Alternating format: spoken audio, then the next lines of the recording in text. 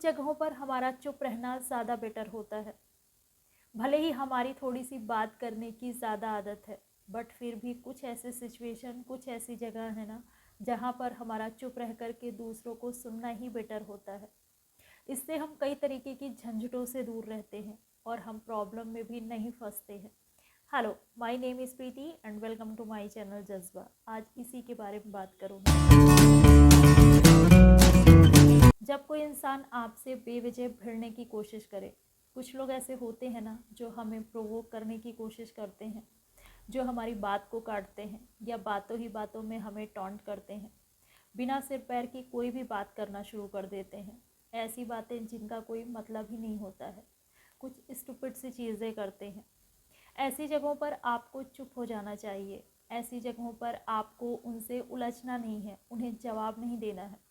हाँ, अगर ये चीज़ें बार बार हों तो आपका बोलना ज़रूरी है, बट ज़्यादा कोशिश आपकी यही होनी चाहिए कि आप वहाँ चुप रहें, उनसे ना उलझें। जब हम फालतू की चीज़ों या लोगों से भिड़ते हैं ना, तो ये हमारी इमेज को ही ख़राब करता है। स्टूपिड चीज़ों से बचेंगे ना तो ये आपकी इमेज के लिए ही अच्छा होगा। जहाँ आपको लगे कि आपकी बातें सुनकर कोई हर्ट हो रहा है, आपकी बातें किसी को बुरी लग रही हैं, किसी को तकलीफ़ पहुँचा रही हैं, भले ही आप सच कह रहे हों, भले ही आपका इंटेंशन सही है, बट फिर भी आपको रुक कर थोड़ा सा ये समझना है कि आपके बोलने का तरीका क्या है। कहीं ऐसा तो नहीं है कि आपके बोलने का तरीका ही गलत है। हमसे अनजाने में गलती हो जाती है। बात बुरी या कड़वी नहीं होती है, उसे कहने का तरीका गलत होता है। अगर आप सही या अच्छी बात भी गलत तरीके से कहते हैं ना तो वो भी बुरी लग जाती है।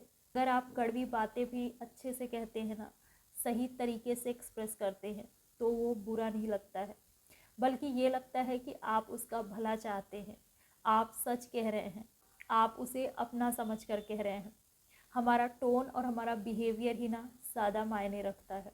ना कोई आपको समझने वाला ना हो, आपके इमोशंस, आपकी फीलिंग्स को कोई भी समझने वाला ना हो, आपके माइंडसेट से बिल्कुल ही अपोजिट माइंडसेट वालों के बीच में आप हो ना, तो आपका चुप रहना ज़्यादा अच्छा होता है। जितना कम बोलें उतना अच्छा है, क्योंकि आपकी बातें किसी को भी समझ में नहीं आएगी। आप अगर ऐसी जगह पर अपनी बातें रखते हैं ना, या फिर आप अपने इमोशंस को एक्सप्रेस करते हैं, तो वहाँ पर उस चीज़ की कोई कद्र नहीं होगी, बल्कि वो चीज़ें ना लोगों के ऊपर से निकल जाएगी। आपका बस मजाक बनेगा या फिर बातें होंगी जो आपको जब सुनने में आएगा ना तो आपको ही हर्ट होगा। तो इसलिए बेटर है कि ऐसी जगहों पर ना चुप रहें, अपने आप को साबित करने की कोशिश ना करें, खुद को अच्छा बताने की कोशिश ना करें, और ना ही दिल से बहुत ज़्यादा किसी से कनेक्ट ही हो। ऐसी जगहों पर आपको अपने खिलाफ कुछ ना कुछ सुनने को ज़रूर मिलेगा। ऐसे में आपको बहुत ज़्यादा एफर्ट डालना होगा, बहुत कुछ आपको खो करके ना उनके चेहरे पर खुद के लिए थोड़ी सी नरमी देखने को मिल सकती है, बट वो भी ना सिर्फ थोड़े टाइम पीरियड के लिए होगा।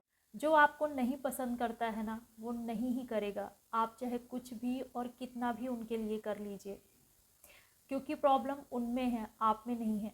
आप खुद को कितना बदलेंगे और किस हद तक बदलेंगे, प्रॉब्लम उनके दिमाग में है, प्रॉब्लम उनकी सोच में है, और आप उनकी सोच को ना नहीं बदल सकते हैं।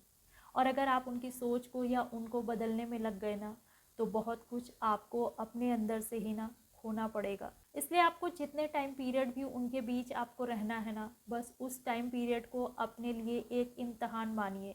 ये मानिए कि आपका एग्ज़ाम हो रहा है, आपको अपना पेशेंस दिखाना है, आपको अपने आप को कमज़ोर नहीं पड़ने देना है। उन लोगों के बीच में रह करके भी ना उनकी बातों का असर आपके ऊपर ना हो, इस चीज़ के लिए आपको अपने माइंड में अपनी चीज़ों को सोचना है, कुछ अपने लिए प्लान करते रहना है, कुछ अच्छी चीज़ों को याद करते रहना है।